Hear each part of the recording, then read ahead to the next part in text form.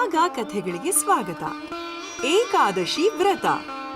ಏಕಾದಶಿ ವ್ರತದ ಮುಖ್ಯ ದೇವತೆ ವಿಷ್ಣು. ಒಂದು ತಿಂಗಳಲ್ಲಿ 2 ಏಕಾದಶಿ ಬರುತ್ತೆ. ಒಂದು ಶುಕ್ಲ ಪಕ್ಷದಲ್ಲಿ, ಮತ್ತೊಂದು ಕೃಷ್ಣ ಪಕ್ಷದಲ್ಲಿ. ವ್ರತವನ್ನ ಮಾಡೋ ಪದ್ಧತಿ: ಏಕಾದಶಿಯ ದಿನ ಏನನ್ನೂ ತಿನ್ನದೆ ಕೇವಲ ನೀರು, ಶುಂಠಿ, ಸಕ್ಕರೆ ಉಪಯೋಗಿಸೋದು ಸರ್ವೋತ್ತಮ. ಈ ಸಮಯದಲ್ಲಿ ಧ್ಯಾನ, ಭಜನೆ, ವಿಷ್ಣು ಸಹಸ್ರನಾಮ ಪಠಣ ಅಥವಾ ದೇವರ ಸ್ಮರಣೆ ಮಾಡ್ತಿರ್ಬೇಕು.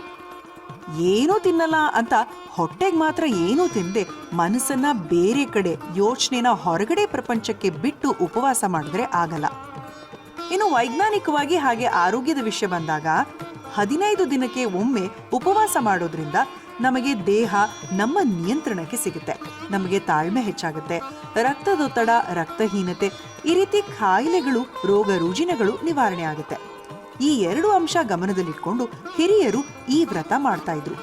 ಇನ್ನಷ್ಟು ವಿಶೇಷ ವಿವರಣೆಗಾಗಿ ರಾಗ ಕಥೆಗಳನ್ನ ನೋಡ್ತೀರಿ.